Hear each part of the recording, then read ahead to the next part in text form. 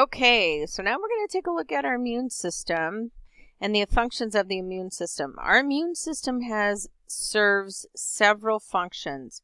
It controls fluid balance throughout the body, and it does this by draining and cleansing the fluids that leave the circulatory system, and that leaves the circulatory system to deliver nutrients and gases to the tissues. Our immune system also interacts with the villi in the digestive system to absorb and deliver fats and send out through the circulation. Our immune system also provides our protection from viruses, bacteria, fungi, cellular debris, anything that can damage our body in general. Our immune system is our protector. That's its number one job, right? We know that, again, its job is to remove foreign antigens such as viruses and bacteria to maintain homeostasis.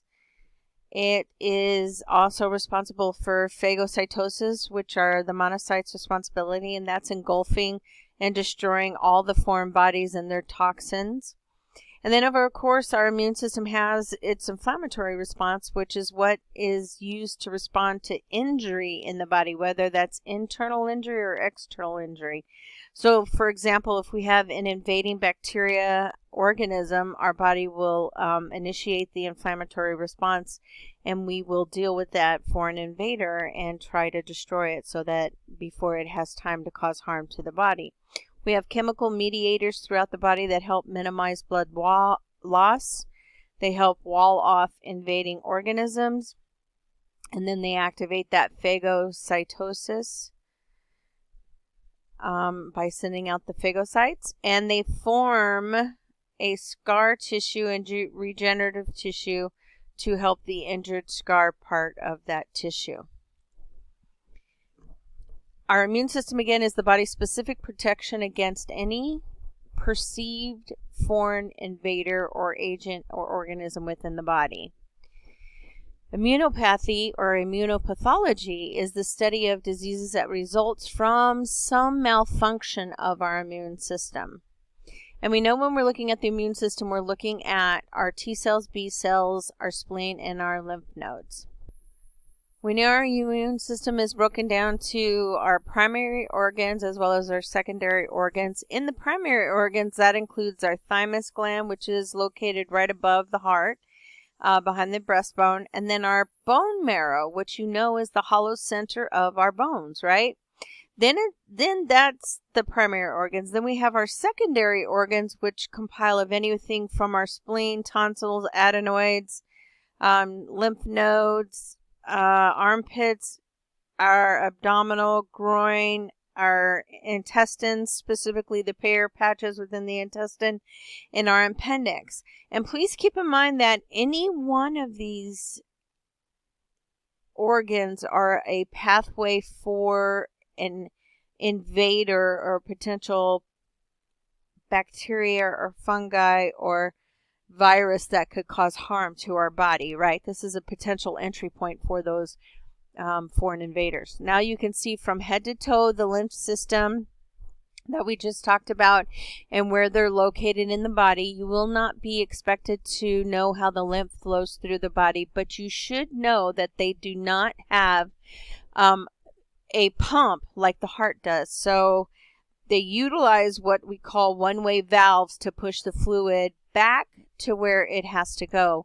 And again, as mentioned in class, this is why it's important that we do not do blood pressures on the side where the lymph nodes are not there to help move that fluid back, because if we did, then it would result in that organ, for example, that arm, blowing up really severely, causing potential disruption of blood flow and potentially causing compartment syndrome and having to amputate that limb. Now we're going to take a look at our immune system and part of its when it's either overactive or when it's reacting to an allergen in the environment. So when we have an allergic reaction, this literally is a manifestation of tissue injury resulting from an interaction between an antigen or pathogen, so that's a foreign invader, with an antibody. The antibody is what our body creates when it initially comes into contact with the pathogen or antigen and makes a copy of it. So our body's encountering allergens and all types of antigens and pathogens throughout the day as we go through our lives, right? We know that our allergic response is our body's defense recognizing certain antigens as foreign and potentially harmful. And if our body perceives an antigen as foreign and potentially harmful, it will make a copy of it so that the second time it on event, it will be able to react and deactivate or lessen the harmful reactions that occur within the body. So the goal of that antibody is to render the antigen and pathogen harmless, destroy them, and then of course remove them from the body. We have several antibodies throughout the body. We have IgE, IgD, IgM, IgG, and IgA.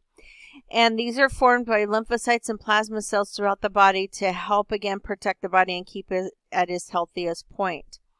IgE antibodies are involved in allergic disorders. They are molecules that bind to the allergen, and they will trigger what we call a mast cell or basophil response. These cells then will release these chemical mediators such as histamine, serotonin, kinsins, SRSA, and neutrophils to help intervene and disrupt the function of those antigens and pathogens. These chemical substances cause reactions in what humans or layman man would refer to as an allergic response. We also have, looking a little bit deeper into the roles of our immune system, we have our B cells and T cells, right? B cells, also known as B lymphocytes, are programmed to produce one specific antibody. It produces these antibodies, plasma cells, antibody production, as a real result of coming into contact with this potential harmful antigen initially. And then if it perceives this antigen or pathogen as being harmful, it will result in the B cells proliferating and producing an outpouring of antibodies, copies of that antigen, so that next time the body comes into contact with the antigen, it'll be ready to fight it off. The second part of our immune system is the T cells or T lymphocytes, and they assist the B cells to do their job, right? So the T lymphocytes secrete a substance that destroys the target cells and then call on the macrophages to come out and clean up the debris that's been left behind after they've done battle. So this debris comes by, digests the antigens, and removes all of the debris. So when someone says they're having an allergic reaction in the body, what literally is happening is an allergen triggers the B cells to make those IgE antibodies, which attach to the mast cell, as you can see in the picture below. When the allergen reappears, it binds to the IgE and triggers the mast cell to release its chemicals. You can see that occurring here. And then when we get to this point of the process, then the patient will start displaying signs and symptoms of what we call an allergic reaction, right? It is important that you recognize the 4 stages of the immune response. Okay, so we're looking at recognition, proliferation, response, and effector. So first, looking at the recognition stage, it is literally what it means. The foreign invaders, pathogen, antigens are being recognized by the body. So our lymph nodes and lymphocytes are on the outlook all the time, looking for surveillance, making sure that there's no foreign invaders coming in. When they spot these foreign invaders, then they will recirculate from the body to the lymph nodes and from the lymph nodes back into the bloodstream, and in this, what we call a continuous flow, okay? And at this time, they're alerting everybody, hey, there's some foreign invader out there. We need to make a copy of this dude because he's new and he's not part of our body. And they as well, they'll send out the macrophages too, because the macrophages play an important part in helping the circulating lymphocytes process these antigens, okay? So they go out and they're also kind of doing surveillance too, right? Because we know the other aspect of macrophages' job because we just talked about it. So again, both macrophages and neutrophils have receptors on their cell surface for antibodies and complements. As a result, they coat microorganisms with antibodies that mimic the pathogen or antigen that's out there, right? So they're literally making a copy of it so that a second and on exposure will be able to deactivate the harmful effects of those potential harmful foreign invaders, right? So again, I'm going to say that again. Macrophages and neutrophils have receptors on their cell surface for antibodies so that they can complement and make a copy of it. As a result, they coat their microorganisms with antibodies and complement so that they can therefore recognize a foreign invader from the second time and on and destroy it, and then of course the macrophages phagocyte or get rid of the debris so that we just aren't built up of waste in our body. The second stage is called the proliferation stage. This is where the circulating lymphocytes containing the antigen material message and return to the nearest lymph node. When they return to the nearest lymph node, they start stimulating and release of T and B cell lymphocytes to enlarge, divide, and proliferate. They literally go back to the home and say, we have a foreign invader. We need to get our troops together. We need to create more fighters and send them out to go and beat off this foreign invader. That's what's happening in the proliferation stage. So we have the T lymphocytes differentiating into cytotoxic killer T cells, and then we have the B lymphocytes producing and releasing antibodies. So they're working together to go out and fight off this foreign invader. The next response after that is called the response stage, and it begins with the productions of those antibodies and B lymphocytes in that previous stage, and then moves on to the cellular response, which will stimulate the release the residential lymphocytes to become cells that attack microbes, the killer T cells. Viral rather than bacterial antigens will induce a cellular response. Let me say that again. Viral rather than bacterial antigens will induce a cellular response. Most immune responses to antigens will involve both humoral and cellular responses, right? So viral and bacterial, although one usually predominates over the other. Okay, so here's our immunity broken down a little bit better. We know it's white blood cells. That's a given, right? Because that's our fighters in our body. Our white blood cells are our immune system. That's what's killing off foreign invaders, right? So B cells make antibodies. T helper cells help coordinate the immune response that's happening together with everyone. And the T killer cells are what kill off virus-infected cells. Because remember, when the viruses come into the body, the way that it becomes a problem is the virus infects our healthy cells. And so our bodies, if you have a healthy body, then we will be able to differentiate between healthy cells and virus-infected cells. Okay? And then finally we have our effector stage, which is our humoral immunity and cellular immunity. Humoral is where we have our antibodies going around and doing their job, and then our cellular immunity is where our cytotoxic T cells are going around and doing their job within the effector stage, literally being effective in killing off the bacterial response. So then we start to see the response to the invasion of the foreign or the foreign invaders, right? The bacteria or virus invasions. We have this phagocytic immune response that's happening where our white blood cells will start to ingest those foreign particles as well as destroy those foreign invaders, right? And then we have the apoptosis, where if a cell has been invaded, as we discussed in previous screens, if we're healthy, our cells will recognize that they have been invaded and they will program their own cellular death.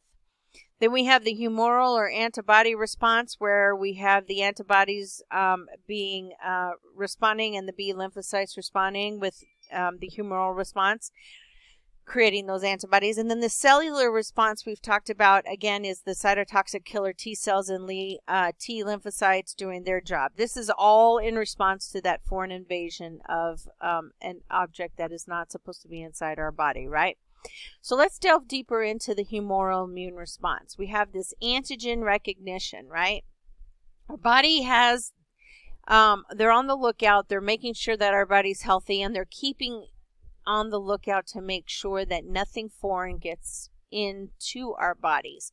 When something slips past our protectors, our skin, our mucosa, everything, right? Then the body recognizes that there's this antigen or pathogen that has gotten by. So we recognize there's now a foreign invader on board. Then the B lymphocytes will respond to that antigen, pathogen, by triggering the antibody formation. So they recognize that there's a foreign invader on board, and so they trigger the body to start producing copies of it so that we can fight it off, right? Copies of it include the IgA, IgD, IgE, IgG, and IgM, right? And they defend against these foreign invaders. We have this agglutination and opsonation going on in the body, and as well as the antigen-antibody binding, which will in fact negate or disable that cell surface that's been invaded, and have the body be able to fight off that infection, right? So that's what the antibodies are supposed to do. Create a copy and then disable the destruction that cell can do. Then on the opposite side of that, we have the cellular immune response, which is, of course, cellular immunity, and involves the T lymphocytes, and they literally will attack the foreign invaders directly, secreting cytokines and stimulating our immune system responses. That includes our helper T cells, our memory cells, our suppressor T cells, all coming aboard and helping kill off those foreign invaders, right? And then we literally have the non-T and non-B lymphocytes, which are also involved in our immune response. As you can see, our immune system is extremely complex in order to try to keep us healthy, right? So it's very, very complex. Our null cells help destroy antigen-coded, that where the antibodies attack with the antigen, and now we have a complex where the antibodies are on the cell surface of the antigen. We have these null cells now that will destroy those. It'll recognize that that's not a normal cell, right? You got the antibody connected to the antigen, and so the null cells will destroy that. They'll literally nullify their existence. And then we have the natural killer cells, which are defend against these microorganisms, as well as cancerous cells, right? Malignant cancerous cells. So thank God for natural killer cells, so they can recognize cancerous cells and attack them and get rid of them, right? A lot of variables that affect how well our immune system works in our body. Age and gender definitely has a big impact. The older we get, the less effective our immune system is, right? Women tend to be at a higher risk than men, and we talked in class that the thought behind this, although we don't have enough evidence yet to support it, is that how women handle stress versus how men handle stress is night and day. It's different. Again, there's not enough evidence-based research to say that for in fact, because it's probably a combination of many, many factors. Nutrition. Obviously, if you are nutritionally sound, you're going to have a much better immune system in order to fight off foreign invaders. So we need to think about the people that are at compromise for nutrition, like our homeless population, or our poor population that don't have access to fresh fruits and fresh vegetables. Our kids during non-school season, when they don't get the free meals that they need through the summer. That's why I'm a huge proponent in providing children who need meals through the summer at free to them. I mean, it's something as a society we should be doing, right? Another thing is what is your history of infections, right? Are you, is your immune system already compromised because you have a history of infection? Do you have a chronic illness that's going to put you at a higher risk of infection? COPD. Even having asthma puts a patient at a higher risk of getting infections quite easier, right? And what is your immunization records? Are you up to date on your shots, right? And this would include infants that are scheduled to get their injections and you'll learn about this in Block 4, so you don't need to know it for Block 2. But you do need to know that the immunizations, if you're up to date on immunizations, that puts you at a much higher, healthier immune system. Absolutely. How about if you are prone to allergies, and do you have a lot of sinus allergies? If you do, then that's going to put you at a higher risk. Your immune system is not going to be as effective because it's busy fighting off all of these allergies it has, right?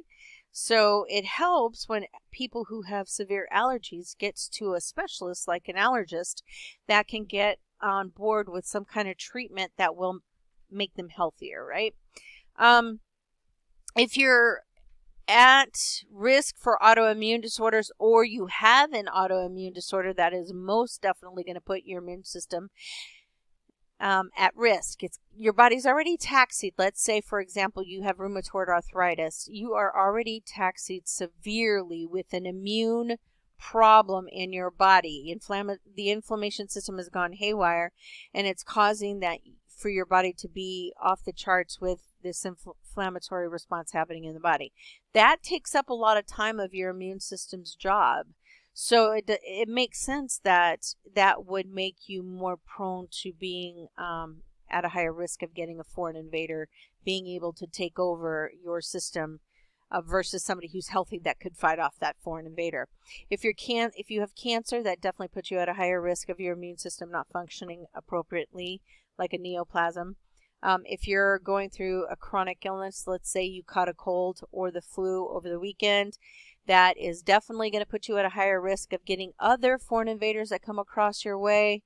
Post-op, you're at a much, much higher risk for getting post-operative infections because your system, again, is being taxied with the fact that we have placed you under anesthesia as well as caused potential other harmful effects, right? Because we just learned about the operative system, and you're laying flat, and there is water accumulating in the lung where there should not be any water, and this can put you at a higher risk for getting pneumonia and so forth. And then, of course, if you're in some kind of trauma like a car accident, that is definitely going to put you at a higher risk. You hit the windshield with your head, or you hit the steering wheel with your chest, then you're going to be at a much higher risk of causing trauma and putting your body at risk for getting a foreign invader inside your body. Some medications, such as steroids, will lower the immune response within the body. That definitely is going to put us at a higher risk of getting bacterial or foreign invaders, viral invaders. Transfusions will definitely, we already know if we need a transfusion, our red blood cell count as well as our white blood cell count and platelet count are down. That definitely is going to put us at a higher risk of not having a full force immune system ready to do its job. Some of our lifestyle choices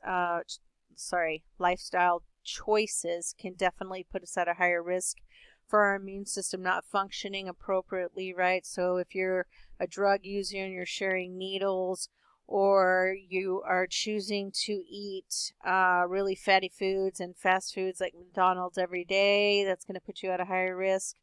The list goes on and on and on with the lifestyle choices. You choose to be sedentary versus work out, and so forth. And then we have the psychoneuroimmunological factors. So how you handle stress is a direct impact evidence base has shown on how well your immune system is able to fight off foreign invaders, right? So if you cope well with stress, then you are able to fight off foreign invaders. If you do not cope well with stress, then you are going to be more prone to getting infections and being sick. So it definitely helps if you're the type A individual like myself who wants to get A's in every class and wants to do 100% everywhere I go, to take some kind of time for myself to learn how to cope with stress, cope with disappointments, cope with taking yoga, getting enough rest, using essential oils that will help me calm down, all kinds of things that will help me deal with stress in my life. You cannot avoid stress in your life. You have to learn how to deal with it. Once you learn how to deal with it, your immune system will be much better and much capable of handling stress, and therefore your immune system will be much better off to handle foreign invaders when they come across your path. We do many tests to check how well your immune system is capable of fighting off foreign invaders. We look at the white blood cell count as well as the white blood cell count differential. We do bone marrow biopsies. We look at the humoral and cellular immunity tests. We will look at the phagocytic cell function test, the complement component test, hypersensitivity test. We will look at HIV infection tests. We will look at HPV tests, specific antigen antibody tests. If we think you might have rheumatoid arthritis, we will look at the RF factor test. There's lots and lots of tests that would tell us what's happening in the body. If you have inflammation happening in the body, there's a test that will tell that. So when you're going through and studying, just look up these different tests and find out what exactly are these tests telling me as a nurse, because you'll need to know this as a nurse, right? So when we break down our immune system, we have a couple different types of immunity. We have what we call natural immunity, and we have what we call acquired immunity that we have acquired throughout our interactions with our environment. Natural immunity is nonspecific response to a foreign invader, right? It happens when our white blood cell releases cell mediators called histamine, bradykinin, and prostaglandins, and phagocyters that will help eat foreign substances. With our natural immune system, how that works is when a foreign invader enters the body, our immune system will react. It will initiate the immune system response, so our immunity goes up, and we will respond, if we're a healthy individual, with sending out again those histamine, bradykinin, prostaglandins, and phagocyters to eat up the debris after the bacterial barrier is, consumed those foreign enzymes or foreign invaders. And then we have things that keep us safe. What are our physical barriers which we don't even know are protecting us from bacteria, chemicals, yeast, all kinds of invaders that can cause us an infection? We have our skin. It is the largest organ of the body and helps protect us against foreign invaders. Absolutely. We have chemical barriers. We have our stomach acid, which will destroy a large number of foreign invaders, right?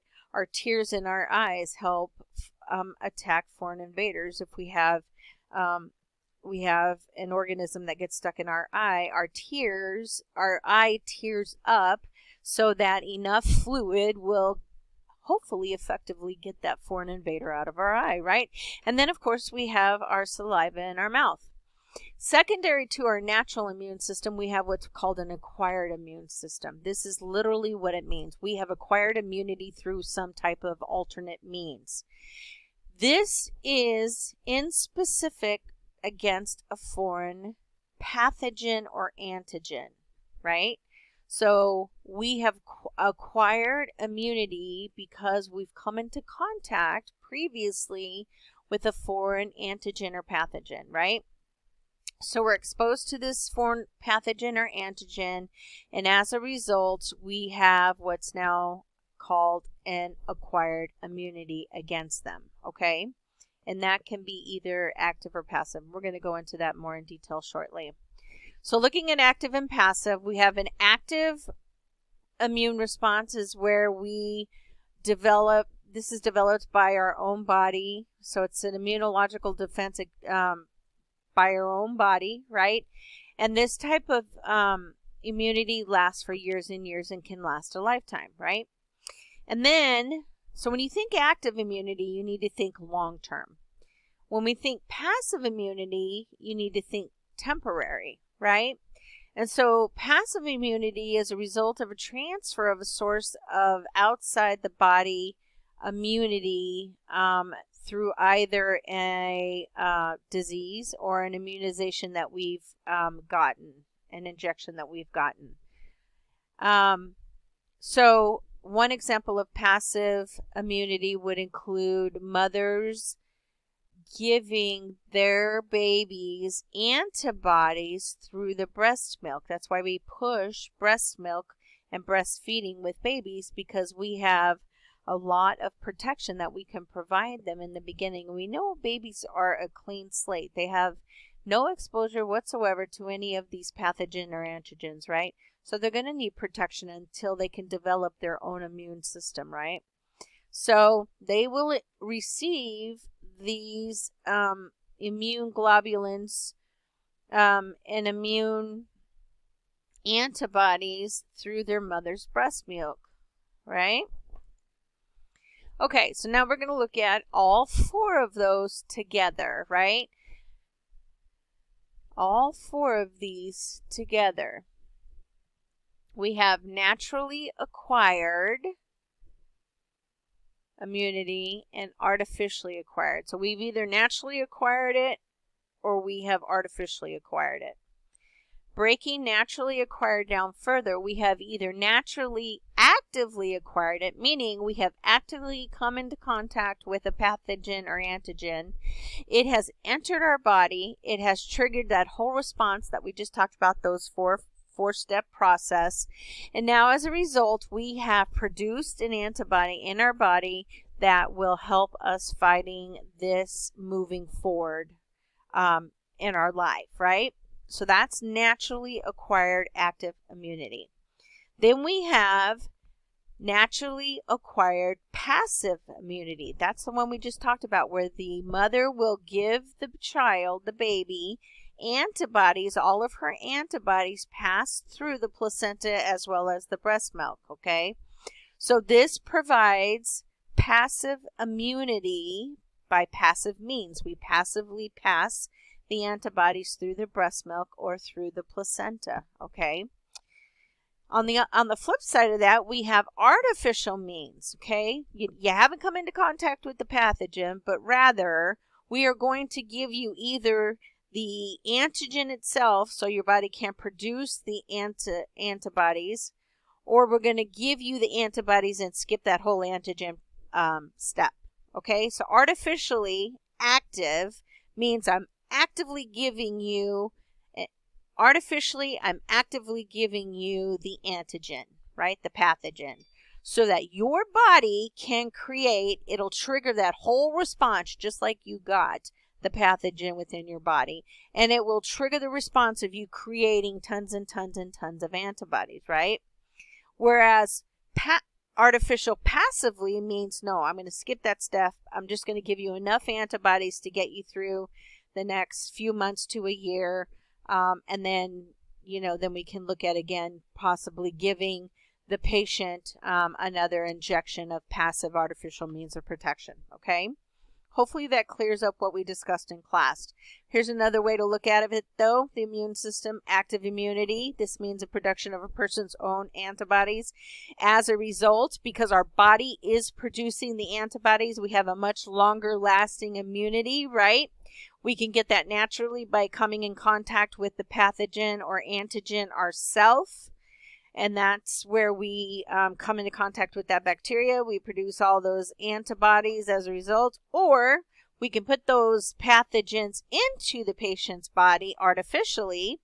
It's still an active means because that pathogen is still alive. It's active, right? And so we safely put into a healthy person this pathogen so that the patient still produces tons of antibodies and they're able to fight off this moving forward, right? So that's active. Then we have on the other side, we have the passive route where an individual is just given antibodies long enough to cover a patient for a short period of time so that they can build up their own immune system, right? Or until they can get another artificial means of immune. So passively, naturally, that's where the mother passively gives the baby her antibodies through the placenta and through breast milk. And then artificially, passively is where we're artificially given the antibodies that will cover a patient for a short amount of time. Okay. So an example of that would be snake venom, right? It's short-lived. The snake venom, we don't need, for example, long-acting immunity against snake venom. We just need enough immunity to cover the amount of venom that the snake has put into the body, right? Okay, so hopefully that clears that up. Let's just look at it one more time because I know it's a complex concept. Actively, naturally, I personally have the mumps. So now my body's created antibodies that mimic what the mump virus looks like so that in the future, if the mumps enter my body again, I'll have those antibodies on board to help attack and disable them. Active artificial is where you will receive the MMR vaccination. Artificially, I'm given the MMR vaccination and I produce what? What do you produce when you're given the active MMR vaccination? You produce the antibodies to the antigen that has been placed in your body, right? You produce hundreds of them, right? And they exist in your body, helping you ensure that you don't get full-blown mumps, measles, or rubella, right? This is a way of us getting immunity to mumps, measles, and rubella without actually having to get mumps, measles, and rubella. We'll get a vaccination that has those antigens in there, and then we'll start producing the antibodies, right? Passive natural immunity, again, is where we passively get the natural immunity. So that, again, is received from the mom, and it comes through the placenta and the breastfeeding. And then passive artificial immunity is where instead of injecting the antigen into your body where you produce hundreds to thousands of antibodies, we just literally put 50 or 200 antibodies in your body. Knowing that, you should know by just thinking about it, you're going to only have a small amount of protection when it's a passive immunity, right? When those mother's antibodies die off and when the passive immunity antibodies die off, then you're going to have no longer protection, right? We're only looking to cover a newborn baby until the baby can develop their own immune system. And with the passive artificial immunity, same thing. We're only looking to cover the coverage for as long as we need it. Again, snake bite. We're not going to go along our lives looking to get bit by rattlers, every week. So we just need a coverage long enough to get us through that episode. So I think we've looked at enough of those. All right. So moving on, we have we've talked previously when our bodies are healthy. Now we're going to look at when our body's not healthy. When we have what's called a hypersensitivity reaction in the body. This is what laymen refer to as an allergic response, right? So hypersensitivity is when we have this abnormal, heightened reaction to a stimulus of any kind. Again, I mentioned in class, it could be to grass, it could be to pet dander, it could be to dust mites, it could be to just the dust blowing in the wind, it could be to trees that aren't indigenous to the area. There are so many, thousands and thousands and thousands, that can cause an hypersensitivity reaction to happen in the body, right? But you do need to know the different types of hypersensitivity reactions, what antibodies are responsible, and what happens with that reaction and how we fix that reaction. Because as nurses, I guarantee you, at least on a weekly basis, you're going to come into contact with a patient that's having some sort of hypersensitivity reaction. They are ranked 1 to 4, 1 being the worst, 4 being the least severe, okay? Excuse me. Number 1 is anaphylaxis. Type 1 hypersensitivity reaction is called anaphylaxis. It is the most severe. Type 2 is cytotoxic. Type 3 is immune complex. And type 4 is delayed hypersensitivity reaction. This chart is wonderful. You need to know this chart. I would be able to memorize this chart. If I was a student, I would memorize this chart and then take a step further and place it in a patient's scenario situation, right? So type 1 involves IgE immune response, right? It's a soluble antigen. The effector mechanism involved is causing mast cell activation. And this is where we'll have a type 1 allergic rhinitis, asthma attacks, systemic anaphylaxis response, okay? This is, you're going to lose your airway and you're going to die. We just had a patient in the hospital last week who was 36, had an asthma attack and ended up dying from that asthma attack, a type 1 hypersensitivity reaction. She had 6 children, 4 under the age of 5. So this is devastating to families. We will have defibrillators by the bedside. We will have tube kits and tray kits and ready to go by the bedside. We are going to have epi by the bedside, or we're going to be carrying it on our person. We are going to have everything, a bag ready to go to bag the patient. Everything we possibly can have to intervene with this type 1 severe hypersensitivity reaction happening in the body, right? Okay, next looking at type 2 hypersensitivity reactions. In this type, we have antibodies that are formed that bind to the antigens cell surfaces. This can lead to the possible destructions of the cells themselves. We see this most often when patients get blood transfusions, right? They have the hemolysis of the destruction of the cells, right? So we know that IgG cells are involved. There are cell or matrix associated antigens. We just mentioned that. Involves the natural killer cells as well as the phagocytosis of those cells. And not only with blood transfusions, but we can also see this happen with certain types of medications. One example of hundreds is penicillin. Some drug allergies can cause this to occur. And of course, some blood transfusions can cause this to occur. So basically, when you have a type 2 reaction, you're looking at this antibodies attacking the body's own tissue, and it's causing the red cell production, destruction, or hemolysis. And this, again, can be triggered by different types of drugs. Next, looking at type 3 hypersensitivity reactions, we're looking at IgG cells as well. But instead, we're looking at the soluble antigens or the complement cells, right? Type 3 antibodies are combining with the antigens to form particles called immunocomplexes, which can lodge in various tissues and activate further immune response problems, which can lead to tissue damage. So instead of type 2 hypersensitivity reactions where we actually have the cells burst, We have type 3 where we're leading to tissue damage and further tissue damage around the hypersensitivity reaction, right?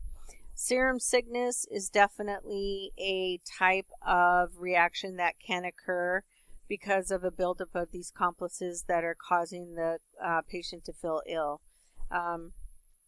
You can see sometimes reactions like this occur with large swellings after they get booster vaccinations, right? So that's that serum sickness that we discussed in class. Some autoimmune diseases, many autoimmune diseases will fall under type 3 hypersensitivity reactions, right?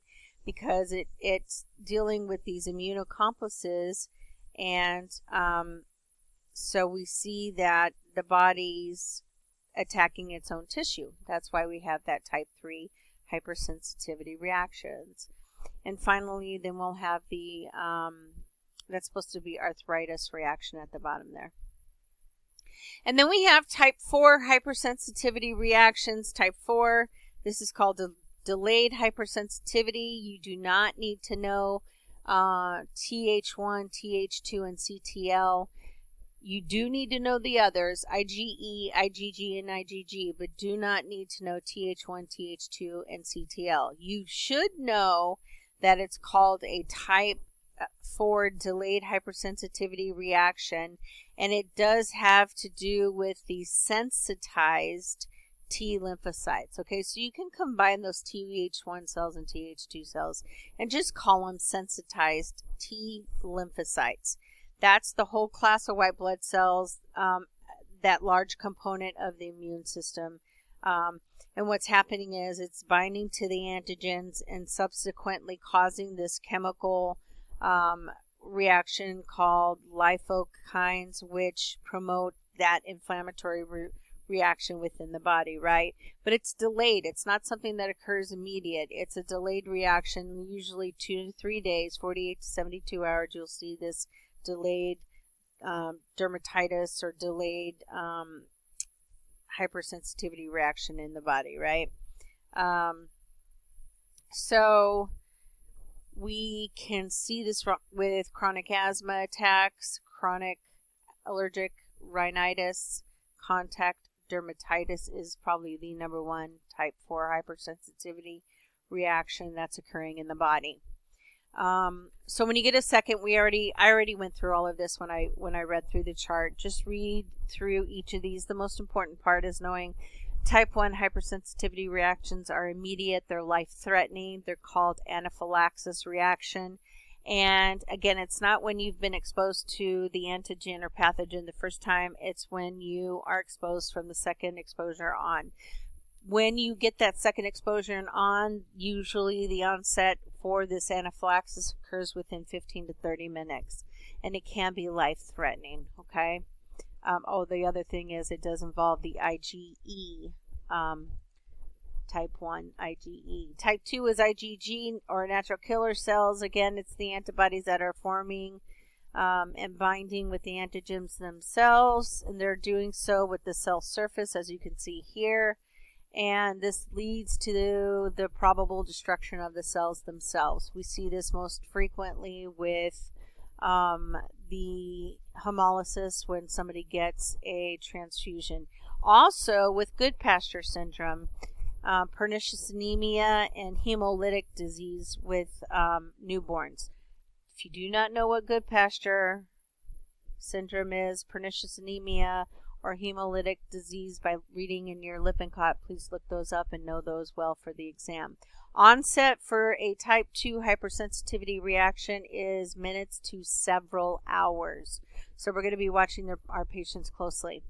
Now we're moving into type 3, which is an IgG, but it's an immunocomplex mediated, meaning that the antibodies are combining with the antigens to form these immunocomplexes, right? And many times there'll be no problem, but when there is a type 3 hypersensitivity reaction, it just means that these immunocomplexes have further initiated the immune response to go awry, causing tissue damage to those autoantibodies that are occurring, right? Serum sickness is definitely part of a type 3 hypersensitivity reaction, as well as most, if not the majority, of autoimmune disorders. It's our body not recognizing its own tissue, and so it recognizes it as foreign, and therefore it attacks its own tissue. So that's that autoimmune, and you get symptoms like joint pain, fever, rash, itching, swollen glands, etc. Right? So again, rheumatoid arthritis, lupus, many of the autoimmune disorders, and we see the typical onset is 3 to 10 hours with a type 3 hypersensitivity reaction. And then again, type 4 hypersensitivity reaction is when we have the sensitized T lymphocytes, which of course, you know, T lymphocytes are the white blood cells. Very important component in our immune system doing their job and keeping us safe. So we have our sensitized T lymphocytes that are going awry, and it's called a delayed response because you don't typically see a reaction until 2 or 3 days, 48 to 72 hours after you've been introduced to that whatever reaction you're going to have into contact. We typically see this with patients or nurses who have a delayed response with wearing latex gloves. So they won't have a type 1 hypersensitivity to latex, but they'll instead have a type 4 hypersensitivity to latex. So they will wear latex gloves fine for their full 12-hour shift, and then 2 days or 3 days later they will break out in extreme hives and sores on their hands everywhere that latex touched. But please bear in mind, that's a type 4. You can have a type 1 hypersensitivity reaction to latex, which would mean immediate trouble breathing, their airways closing, and we have a limited amount of time where we can intervene, okay? So again, type 4 is the sensitized T lymphocytes are involved. It is when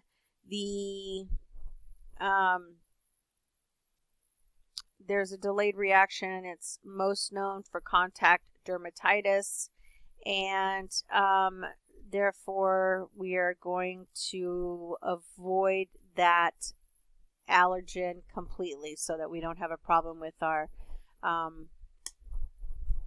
skin 2 to 3 days later. So a treatment. Now we're getting into treatment for these different types of sensitivity reactions. How you treat the reaction depends on the severity of the hypersensitivity reaction, right? What is the cause and how severe is it, right? So type 1, we're going to administer epinephrine immediately. This is the most important medication and has been shown to reduce mortality, death, evidence-based due to type 1 anaphylaxis reactions. Epinephrine, learn it, love it, live it. So epinephrine, type 1 hypersensitivity reactions, that's what we're going to do. We're going to start an IV. We're going to give epi administered rapidly through the IV, and we're going to watch the patient's overall blood pressure and airway, right? We're also going to administer behind the epi antihistamines, albuterol nebulizers, and corticosteroids, all of the ones that you learned before. Bring that knowledge forward. Type 2 and type 3, they involve the same cell with a little bit of variation. We're going to treat a little differently. There is no cure for these diseases. We know that autoimmune disorders are what they are, right? There's no cure. So our treatment is to make the patient comfortable as possible, right? So our treatment for type 3 is to keep our patient as comfortable as possible. We are going to give steroids that will help reduce the anti-inflammatory response that's happening in the body. This would include prednisone, dexamethasone, and type 2 is going to be the serum sickness, right? Or the destruction of the blood, you're giving blood transfusions. If your type 2 hypersensitivity reaction is due to a blood transfusion, you're going to immediately stop the blood transfusion. You're going to bag all of it up, including the tubing. You're going to send it down to the lab to be tested to see if it was compromised in any way possible. And then we are going to hydrate that patient and watch them very closely for any type of further destruction of cells, right? We're going to give them anti-inflammatory drugs like dexamethasone and prednisone so that we can reduce that inflammatory response that's happening in the body, and give them any kind of meds that will help with the side effects that's occurring in the body, like the itching, right?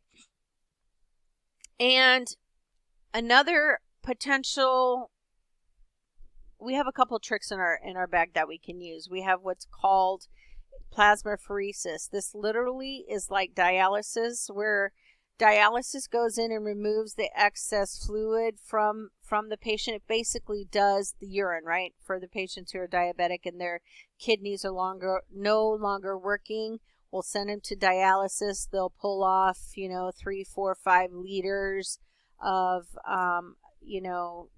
bile or urine, and then they'll send back up to the floor, and your dialysis nurse will say, we had a great run. We got 3 liters off or 4 liters off, right? And that's just a machine doing what the kidneys can no longer do. So plasmapheresis is similar, but instead of removing that fluid, we're removing the autoantibodies from the body. So we're going in and taking the blood and literally removing the antibodies that occurs in the body that's causing this reaction to occur. So a physician, if bad enough, will order the patient to go through plasmapheresis, where they go in and they siphon the blood and they remove those antibodies that could cause potentially cell destruction and other life-threatening problems in the body. We will give medications. I already talked about prednisone, dexamethasone, but in addition to that, interferon, cyclophosphamide, and cyclosporine. Please learn those medications and when and where we would use those. And then finally, rarely will we do this because it doesn't work as often as it does work. A physician may decide to do what's called an intragam infusion.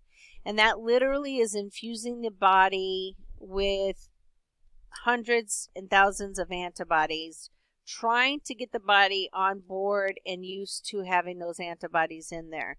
But please keep in mind that this is a severe, severe risk, because a potential side effect is exactly what you would think it would be, which is the patient would go into a type 1 hypersensitivity reaction and die, right? Because they're already allergic, or they're already having a problem with these antibodies. So infusing the body with hundreds and thousands of them would be very risky, in my opinion. It does happen. It has been successful, but it's more times than not, it's unsuccessful. So we don't do that. And then we go to type 4 treatment. Of course, avoidance. We know what caused, if we can narrow down what caused the hypersensitivity reaction. How we do that is we ask them, what was happening 2 or 3 days ago? What did you do? What did you touch? And if we can narrow it down, we're going to tell them, you need to prevent touching or doing this for the remainder of your life, because every time you do it, it's going to trigger a delayed hypersensitivity reaction, right? So just avoid, if strawberries is causing that delayed hypersensitivity reaction, avoid eating strawberries. I know this is difficult in times for patients because they love some of the foods that they're not able to eat that are causing these delayed hypersensitivity reactions, but we're going to have to make sure that we educate them strongly on it. Again, the other thing we're going to do is give them steroids. This is usually when they come in and they're in a full-blown 48, 72 hour, they're suffering because they're having such a severe allergic reaction as far as contact dermatitis. So we're going to give them some prednisone, dexamethasone to reduce that inflammatory response and help with the side effects that's happening in the body, right?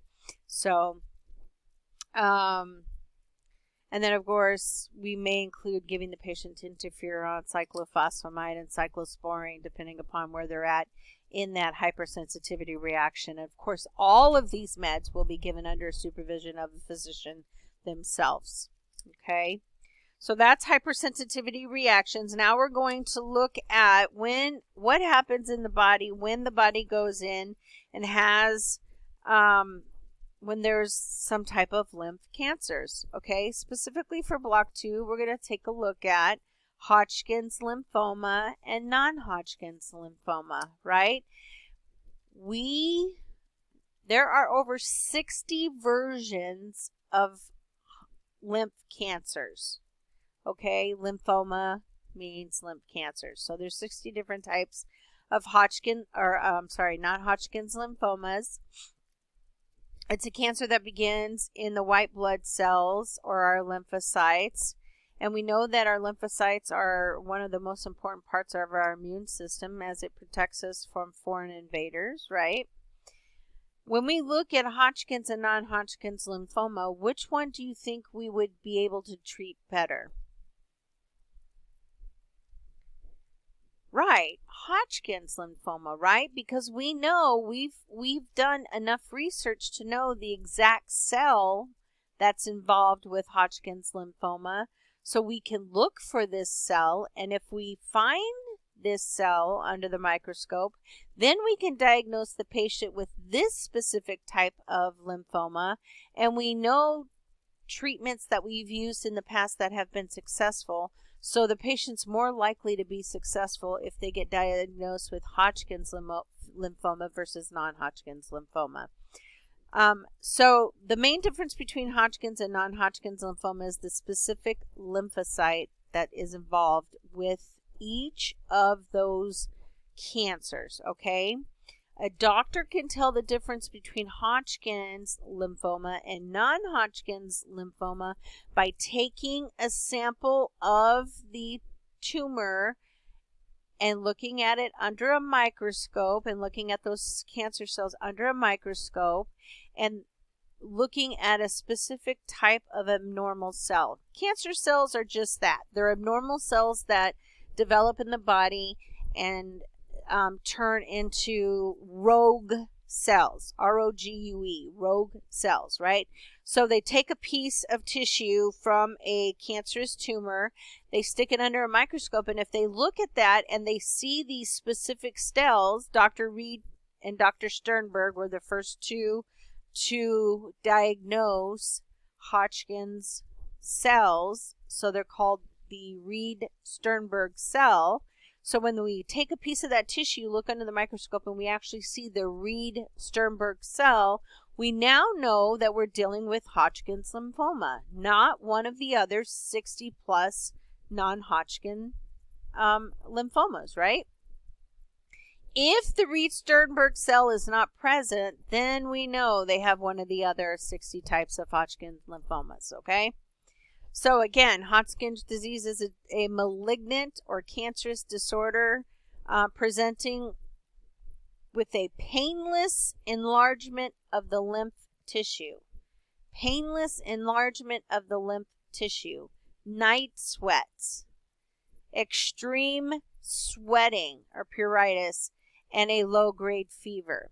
Hodgkin lymphoma has what we call a bimodal onset. It happens really young, usually before the age of 30, and then there's a period where we don't typically see it, and then again we have a later in life onset of a Hodgkin's lymphoma. So we call it bimodal, before 30s and then again after 60s.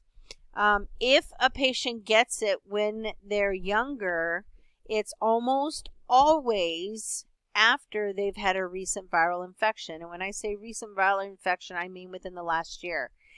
They'll get a viral infection that's pretty severe earlier in that year. You know, they're 25, they get a viral infection, knocks them on their butt.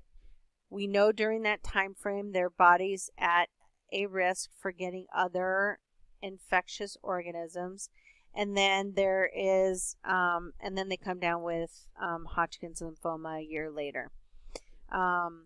We are doing studies. There's studies being done right now to understand the link between those two, because we don't understand it, other than we know that the body's at a higher risk of not being able to have its immune system 100%, so it's not able to fight off, foreign invaders and so forth.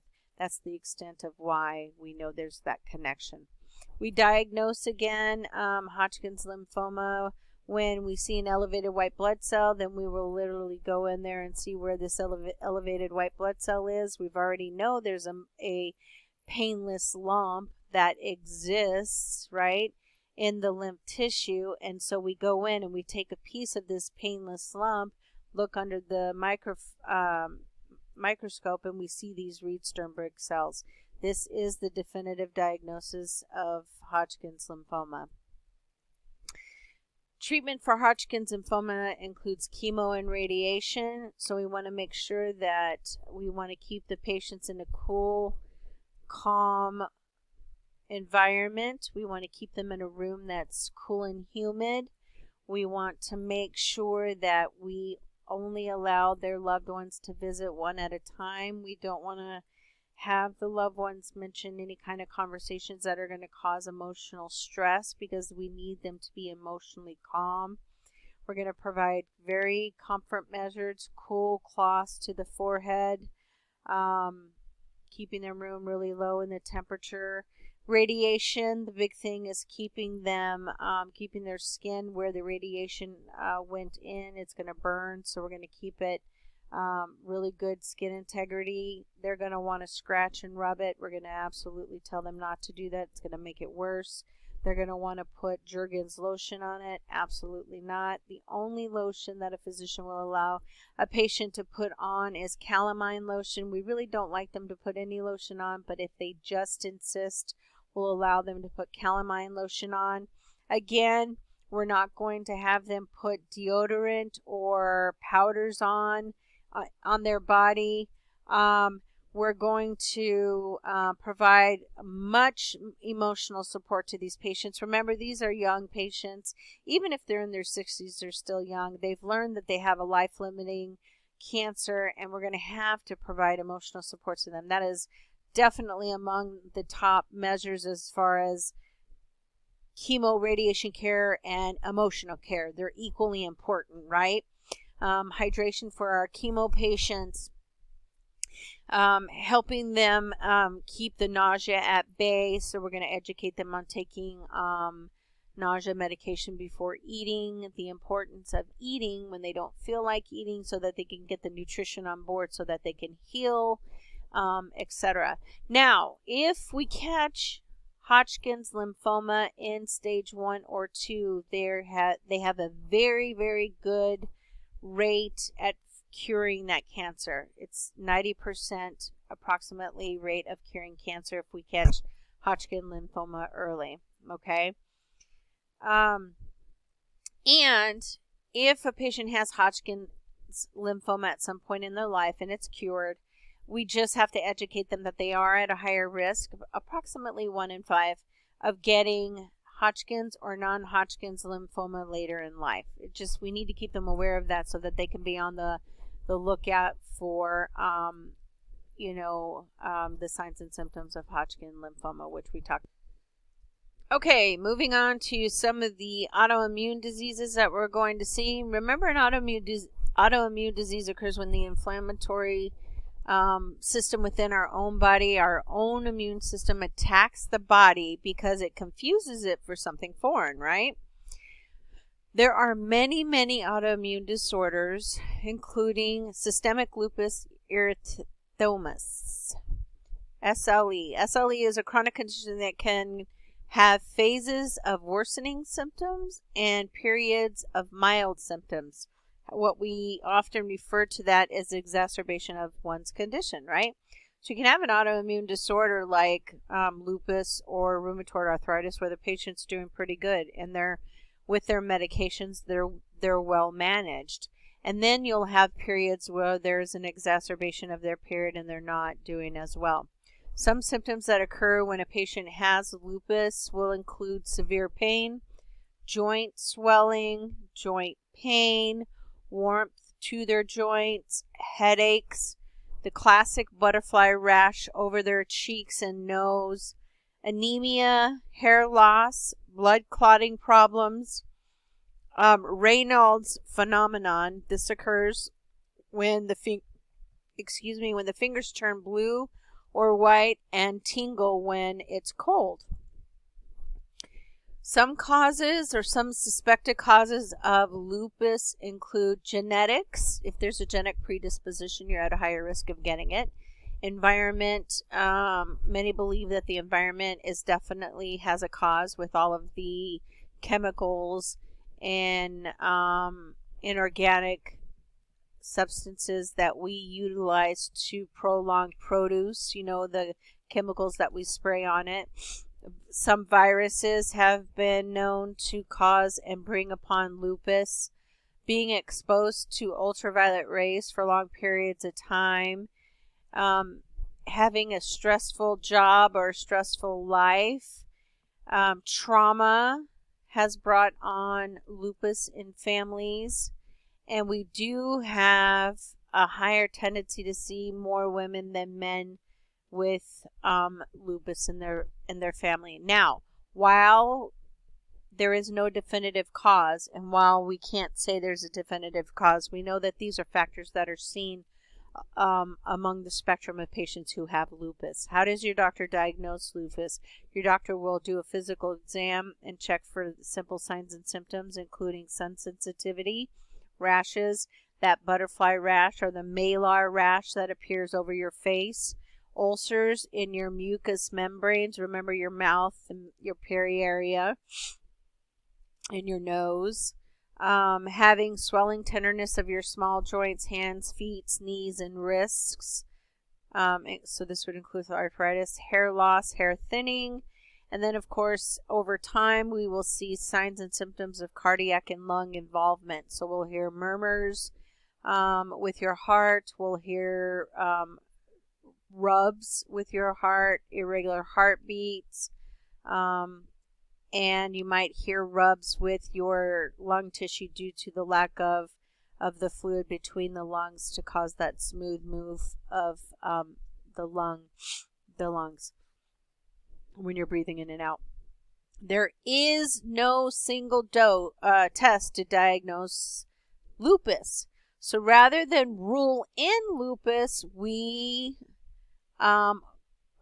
rather than a test saying, yes, you definitively have lupus, we rule out everything else, and then that's what we have left. So we will rule out all other disease processes, and if we cannot come up with some other disease processes causing your signs and symptoms that we just talked about, then they'll say that you have lupus.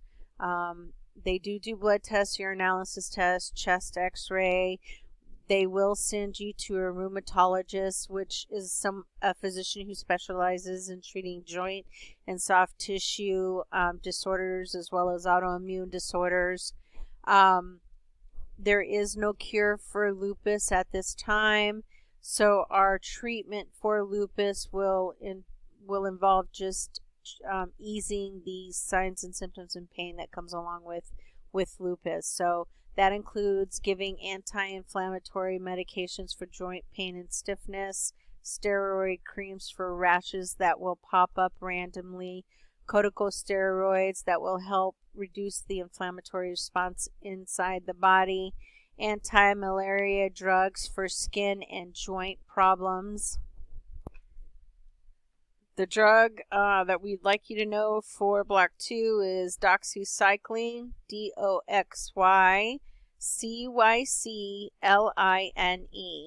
doxycycline. And we'll also use what we call a DMARD, DMARD, disease-modifying drugs that will literally target the immune system to help reduce what's happening in the body with that specific disease. So a DMARD drug specifically for lupus. The DMARD drug we want you to know for lupus is Plaquenil, PLAQUENIL. The generic for Plaquenil is hydroxychloroquine, HYDROXYCHLOROQUINE,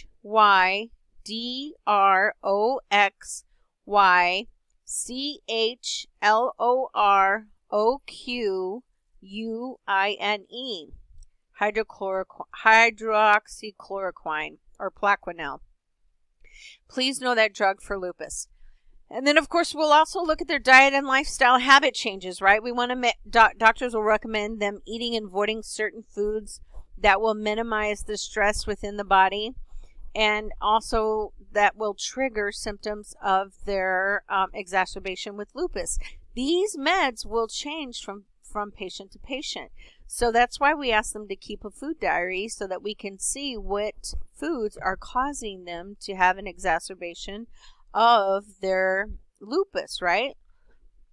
Any type of preventative care to keep them healthy will also be recommended. That includes all immunizations ahead of time. This will boost their immune system, right? Cardiac screenings. They're going to get cardiac screenings way more frequently than the average adult. And we're just looking for those long-term effects from having lupus, right? Over time, lupus can damage and cause complications throughout the body and through every organ. Some complications that we have seen have, for example, with the heart, we have seen them cause heart attacks. We have seen them cause pericarditis, inflammation of the heart. We have seen them cause kidney failure, decreased kidney function, kidney inflammation.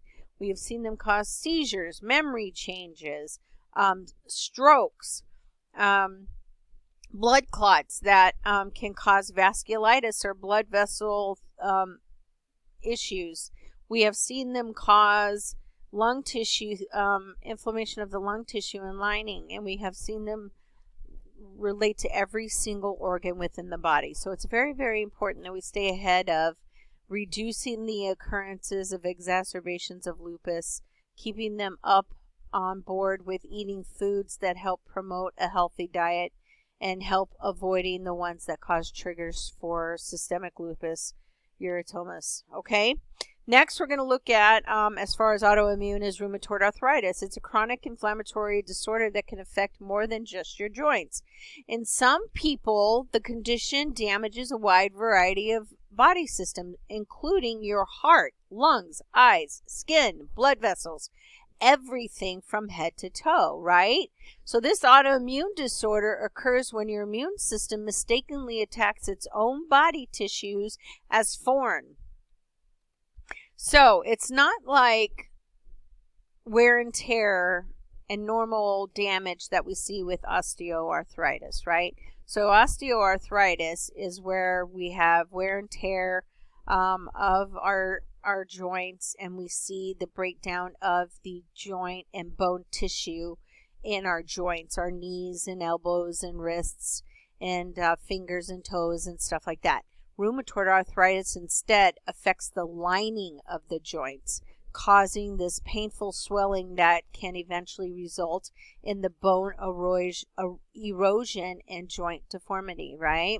So what's happening literally in the body is that your immune system is attacking the synovial fluid, which is the lining of the membranes that surround your joint. That's what it's attacking, right? Which over time can cause the bone erosion and joint deformity. Rheumatoid is what we call a systemic issue, meaning if it affects one side of the body, it affects both. It doesn't just impact the right side and not impact the left or vice versa. It is systemic. Risk factors that puts you at a higher risk of getting lupus would include your sex. Women are more likely than men to develop rheumatoid arthritis. Your age. As we age, we are typically at a higher risk of getting it. However, for lupus, the most severe or the most common ages we see it onset, in other words, start, is between the ages of 40 and 60. If you have a family history of an autoimmune disorder, you are going to be at a much, much higher risk of getting it.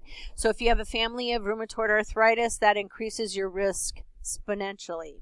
exponentially. If you smoke and introduce those thousands of different chemicals that aren't intended to be inhaled inside your body and your lungs, you're putting yourself at a higher risk for developing rheumatoid arthritis. And especially if you're already predisposed to getting the disease. So please stop smoking and educate our patients to stop smoking.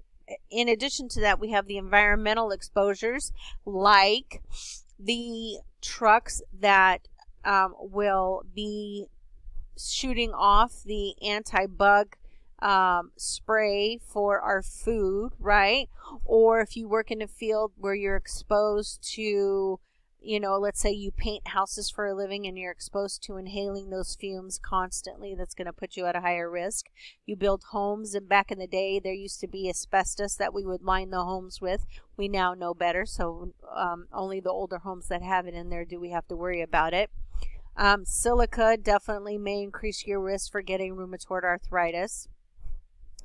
Emergency workers that are exposed to dust, for example, when we had 9/11 2001 and we had the planes crash into the towers, there was an enormous amount of dust that occurred from those the building up of those structures, and we are now finding out years later that they're coming down with rheumatoid arthritis as well as cancers that are killing them.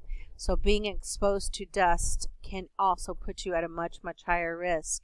And people who are obese appear to be at a higher risk because of the fact that having excess weight puts excess complications on all of your body organs, and they're having to work overtime, which puts you at a higher risk for this autoimmune disorder to come in and kind of take over. Signs and symptoms of rheumatoid arthritis include tender joints, swollen joints, stiffness joints that is most definitely worse in the morning. And this is due to the fact that you've been laying still, right, and inactive for hours at times. So when a patient wakes up in the morning, the first thing we're going to want them to do is get out of bed and get those joints moving. Well, let me tell you right now, it hurts really, really bad. So they're not going to want to get up and get those joints moving, but it's the best thing for them. So we're going to encourage them to get up and get moving in the morning. The more they move those joints, the less painful they will be and the better off they'll be for the day. They're going to have fatigue all the time, fever, weight loss. You'll notice in the beginning that like many disorders, are smaller joints and smaller blood vessels are affected first. So we see with rheumatoid arthritis, particularly our fingers and our toes, right? So you'll start to see that malformation in your fingers and toes first. But as the disease progresses, it will literally spread to your knees, ankles, elbows, hips, shoulders, everywhere in your body where you have a joint, right? Because that's where the synovial fluid is located and that's what's being attacked. In addition to that, about half of the people with rheumatoid arthritis will also experience symptoms that don't involve the joints. They will include your nerve tissue, your salivary glands, your kidneys, your heart, your lungs, your liver, your eyes, your skin, all of your blood vessels. It will impact from your head to your toe negatively, right? So these patients deserve a lot of comforting comments. They deserve you to understand that they are going to need to be on a narcotic, opioid pain medication. Tylenol and aspirin and NSAIDs are not going to cover their pain. We're talking excruciating pain like cancer pain. You need to get that connection in your mind now as a nurse so that you do not start to think that your RA patients are drug seeking, because they're not. They need these pain medications to survive and to have some semblance of a normal life, okay? Again, they will have periods where their RA is managed, and they'll still have these symptoms. They just will be much less severe. And then they'll have periods where we'll have an exacerbation. Well, there's an increase in, or what we call flare-ups of their joints, and so they're less likely to move those joints and less likely to move around and less likely to participate, and it will impact their overall attitude about life in general. So just be on the lookout for that. We still need to get them moving and going, and a way to do that is to encourage their use of the pain opioid medication to help relieve some of that pain so that they can actually participate. And you start thinking about ways that you can get them involved, and you start thinking about activities that aren't as hard on the joints. So we're not going to encourage participating in a boat rowing contest, right? But we can encourage them to join a yoga class or a Tai Chi class or a swimming class, or anything that's really easy on their joints and that can help give them some enjoyment in life and some participation in life.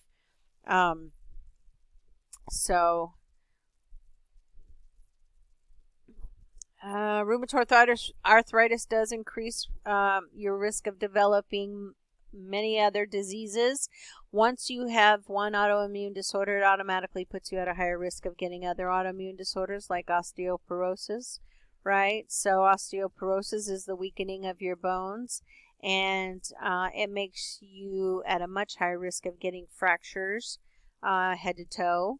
You will get rheumatoid nodules through out time. So the longer you have the disease, the higher risk you are getting the rheumatoid nodules. Those are those bumps around your pressure points on your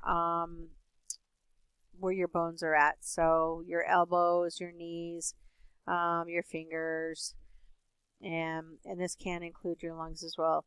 Dry eyes and mouth, we call this Sjögren's syndrome. You're at a much higher risk of getting this if you have rheumatoid arthritis. This is literally where your mouth is extremely dry, and no matter what you do, you will always feel like your mouth is extremely dry and you are craving water. Sjögren's syndrome. You had a much higher risk of getting infections in general, because your immune system is already compromised and is battling this inflammatory response 24/7. So this will lead your body to being unable to fight off every foreign invader that comes into the body. You're going to have an abnormal body composition. So that's looking at, when you talk about body composition, you're looking at the amount of fat compared to lean mass, right? So you're going to be off. You're going to have a different, what we call body mass index. Carpal tunnel syndrome, well, that definitely has to do with your fingers and your wrists, right? So there is the inflammations occurring at where those nerves are at, and so you're going to be at a higher risk of getting carpal tunnel syndrome.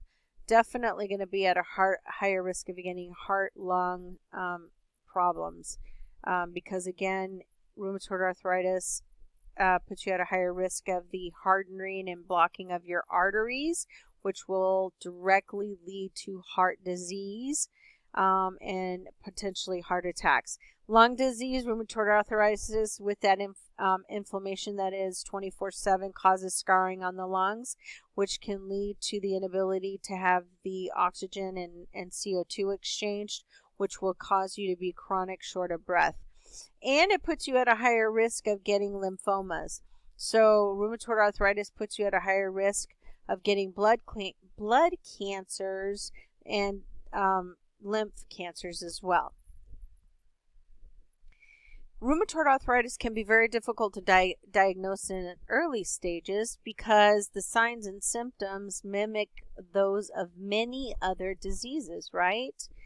We can look at tests like the ESR, or the elevated erythrocyte sedimentation rate, or what we call SED rate, or your CRP, which is your C-reactive protein test, or even more specifically your rheumatoid factor.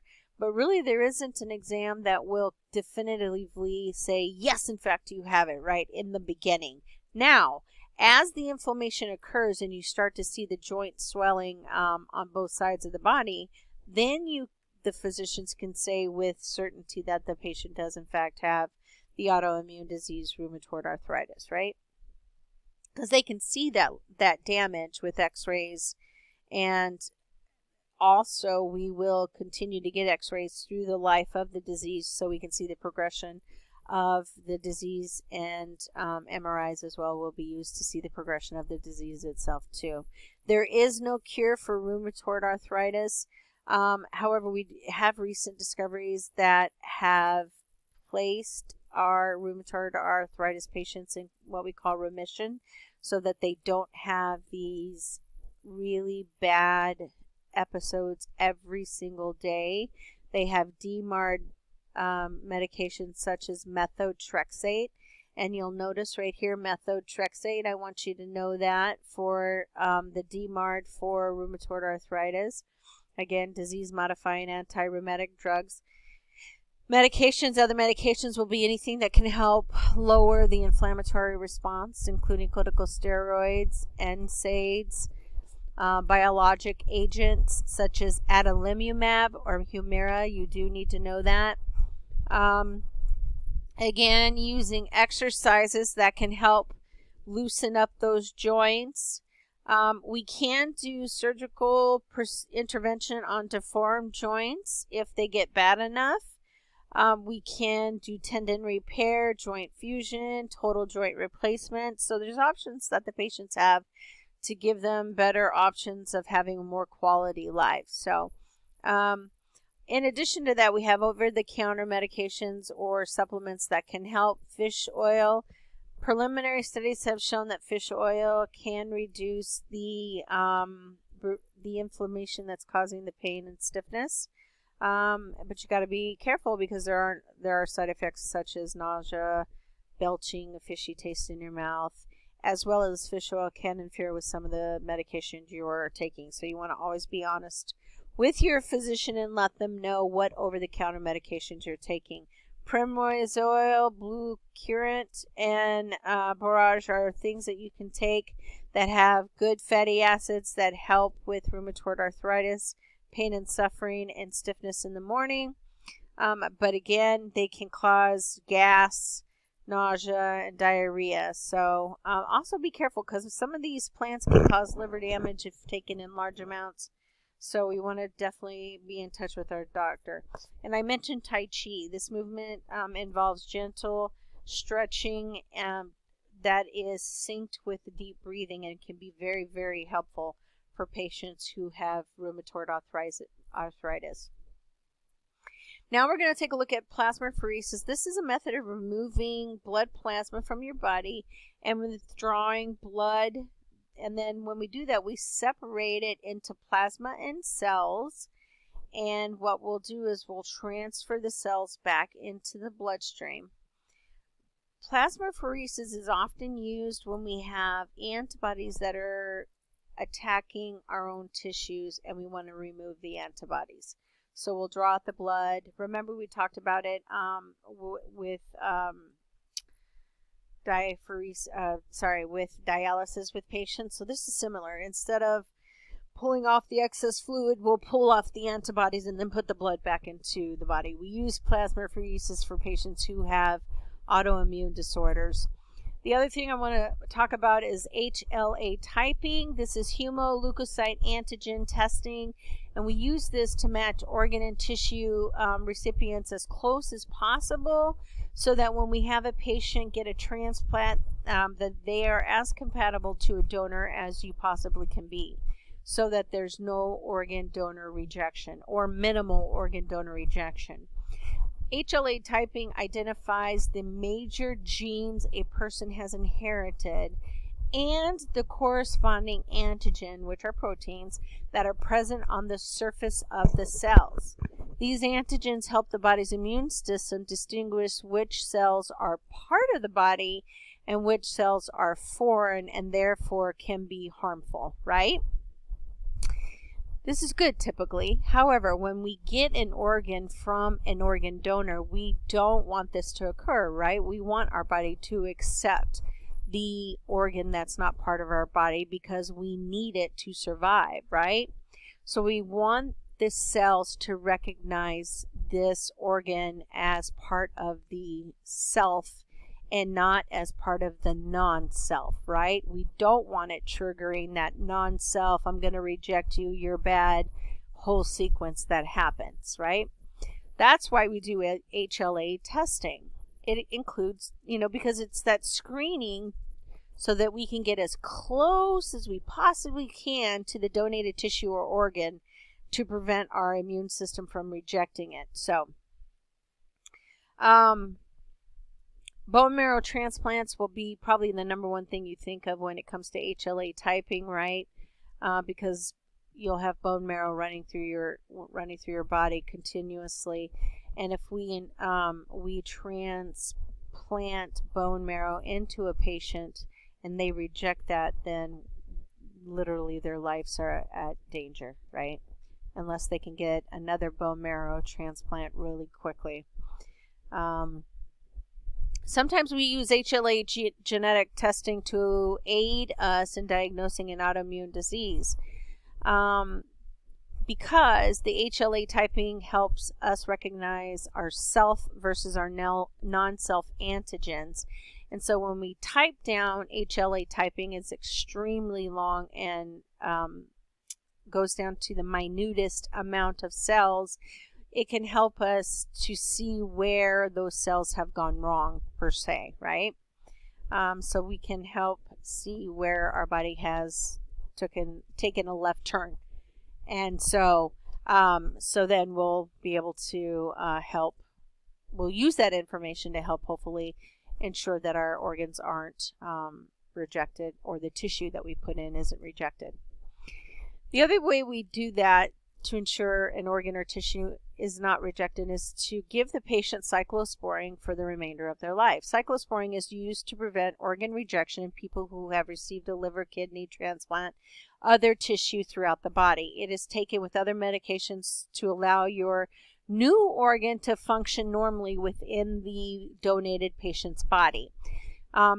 Cyclosporines are immunosuppressants, so it works by suppressing our immune system's auto response to get rid of that organ that has been placed there when we want it to be there, right? So we take cyclosporine so that our bodies do not replace that donated tissue that's keeping us alive, right? We may also use cyclosporine with conditions that affect us with autoimmune disorders like rheumatoid arthritis, Crohn's disease, psoriasis, and a number of other diseases. And finally, I want to talk about graft versus host. Graft versus host disease is a medical complication when the recipient of the transplanted tissue gets it from a genetically different person, right? So you have the patient gets transplanted tissue, and it's the transplanted tissue recognizes the patient as foreign, not the patient recognizing the tissue as foreign. Let me repeat that again. Graft versus host is when the graft or the tissue you're putting in the patient recognizes that the patient is foreign, right? And therefore the transplanted tissue will attack the patient's body. This typically occurs after blood transfusion or blood products, or it can occur with other organs being planted in the body. At this point, we'll have to remove that part of the organ or do additional transplant transfusions that will hopefully not have a graft versus host reaction within the body. And in conclusion, I just want to say we have had such advances in immunology therapy, specifically stem cells. I really do believe that stem cells are going to be the key to solving a lot of problems, as well as ways for us to intervene. And because stem cells, remember, haven't decided what they're going to be, so we can place them in anywhere within a patient's body, and they will start to become what we want them to be. It's called genetic engineering or DNA technology. Research it. It would be a great evidence-based practice project. And again, research shows that stem cells can restore our immune system back to it being whole, with many, many, many studies. And that's it for the immune system. And we will be on to our next system. Thank you.